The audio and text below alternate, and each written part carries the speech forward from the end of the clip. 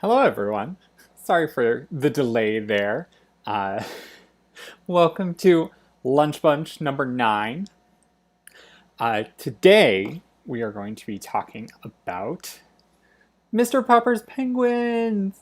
Yay! I adore this book, and I'm so excited to talk about it. Um, I had not had the chance to read this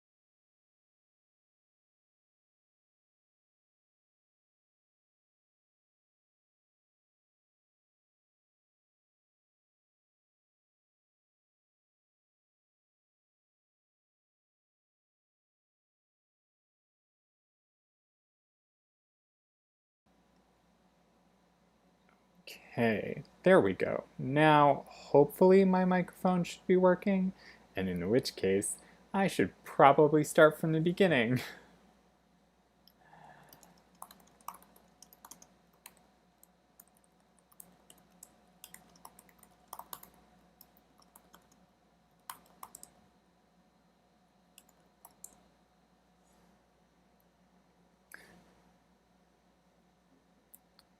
I'm just waiting for confirmation that my mic is working, because apparently it was not. Hooray! Awesome. Yay! So everyone can hear me.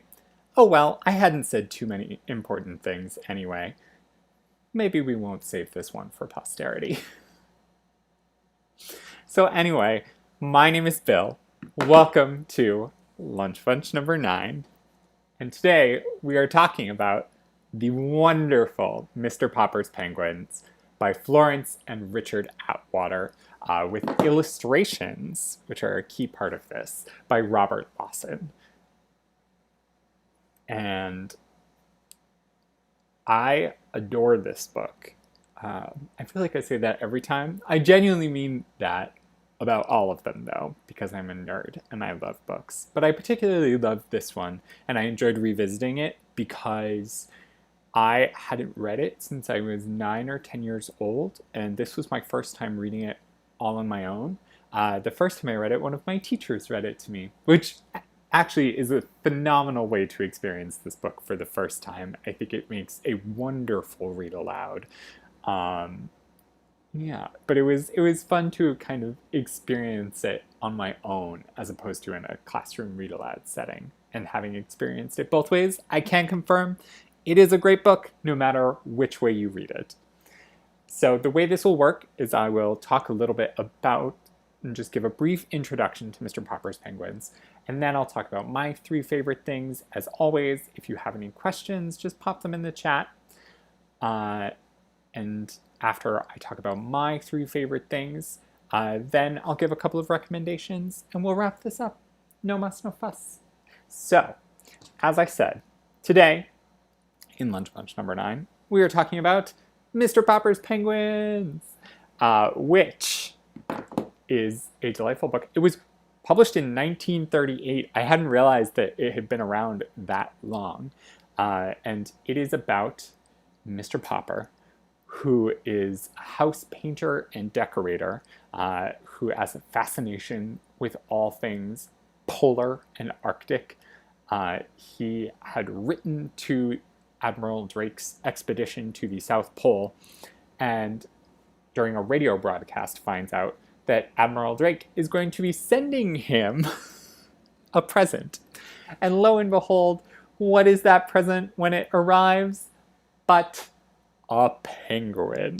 Yes, that's right, Admiral Drake ships a penguin from the South Pole to Mr. Popper's house in the small town of Stillwater. And being a fan of explorers, Mr. Popper names this first penguin Captain Cook. Captain Cook takes up residence in the icebox, a wonderful old-timey refrigerator. And the adventures go nutty from there and just continue to be delightfully absurd. So, now that we know where Mr. Popper's Penguins starts, we can talk a little bit more about my favorite things. And I will try, as I said, this book has been around since 1938, but I will still, as always, try to avoid spoilers wherever possible for the later parts of the book. There's not too much that I think would ruin your experience of reading the book because it's so absurdly funny, but I will try not to give the ending away in case you haven't gotten to it yet. So, my first favorite thing about this book, I have already mentioned. My first favorite thing is the illustrations by Robert Lawson. They have this wonderful, almost etched look to them. I wanted to know more about how Robert Lawson did these illustrations because I think they speak to the time period in which the book was originally published, but now they just give it such a wonderful classic feel that I think puts it on par with like Charlotte's Web and other E.B. White books. I think that classic style really works well in telling this particular story because when you have this wonderful classic art style used to tell such a zany story, I'm thinking in particular of when Mr. Popper takes Captain Cook out for a walk and he has put on his like tuxedo, has tied a piece of rope around Captain Cook so that he is on a leash and winds up getting wrapped around this woman. And you have this like classic art style that I feel like I don't usually associate with humor, but then there's this incredibly visually funny image that is put against this classic art style, and I think they just work so well together. And so much of the book, the humor is just these very kind of button-up people being like, a penguin? What do you mean a penguin? Or penguins, as it will later come to be. So I think the Lawson illustrations really kind of help tell the story in that way. And it was so fun to go back and see them again because they are preserved as the original illustration. So there's the same one that I saw as a child. And I love that. And I think that's really just like a cool moment. So my second favorite thing is actually Mr. Popper himself. The whole Popper family is great. But the fact that Mr. Popper as a house painter has a work schedule where he like works from April till September and is very, very busy and then spends the winter and fall months just reading all about the North and South Poles and listening to radio shows and going to see polar movies. I in particular love that line. I would like to know how many polar movies there were at the time this book was being written. Presumably it's video footage of explorers' expeditions to the poles, which would be really cool to see in a movie theater, actually. Mostly I was just thinking, how many times would Mr. Popper have gone to see March of the Penguins in theaters? I imagine he would be there every day of the week, were that humanly possible. But the fact that Mr. Popper thinks nothing about asking a serviceman to drill holes in his icebox and attach a little handle on the inside so Captain Cook can like open the door and close it whenever he wants to come and go from his new home in the icebox.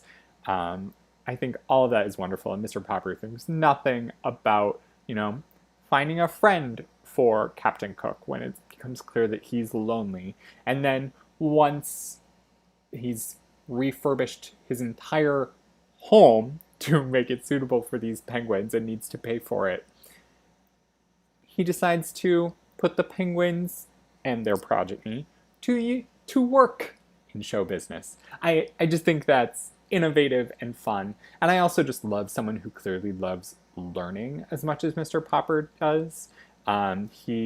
His pastime or his hobby is learning. And I think that's really cool. So my third and final favorite thing about Mr. Popper's Penguins, having already talked about Mr. Popper, it should be obvious.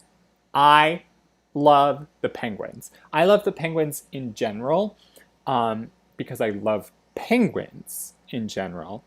But specifically, I love Captain Cook and the way that he immediately makes the Poppers' home his home as well. And the noises he makes, like you can just, like, the noises are so perfectly written in an onomatopoeic way. That may not be the correct way to say that. Who knows? But I love the penguins. Captain Cook, especially. When he first gets there and he's building his nest and he's just like pulling things from all over the house, I think I am endlessly amused by that to this day. And on this reread, I was particularly struck just, I don't know, the wonderful human qualities that the Atwaters give to the penguins, while still making sure that you know the whole time these are in fact very specific polar birds. Just wonderful. And of course, the penguins are in the title. They're on the cover. They're everywhere. Look at them. They're so cute. How can you not love them? But all of the, quote unquote, fish out of water situations of a penguin being let loose in a small town are very funny to me and delightfully absurd, and continue to be progressively more absurd as the book goes on, making it a continuous delight. So, unless there are any questions, we'll skip on to my recommendations for books to read if you love Mr. Popper's Penguins the way I do. So my first recommendation would be for The Wild Robot and The Wild Robot Escapes by Peter Brown. I think both are heavily illustrated, but also both have great senses of humor and have a situation where on one hand you have a robot in a forest and in the other you have a penguin in the suburbs, basically, where you have something out of place learning about its new environment. And I think that situation lends itself to humor. And you also have that idea of sort of making your own family as the penguins become part of the Popper family, and Roz finds her sort of forest family as well. So I think the Wild Robot books will absolutely appeal to you. And I also think Clementine, just purely from a humor standpoint, I think Sarah Pennypacker and Marley Frazee achieve a similar kind of blending of art and words that the Atwaters and Robert Lawson do to give you that wonderful visual sense of humor, and both make great read-alouds. I think that sort of works. And of course, Clementine has plenty of animals as well, if the animals are your main selling point. And I also highly recommend The Year of the Dog by Grace Lynn, purely because I think it's just a wonderful, fun, funny read that has a sort of great observational sense of humor to it. And I think Pacey Lynn is kind of just a wonderful character as well. So, unless anyone has any other questions, that is all for our lunch bunch today. Thank you all for watching. Stay safe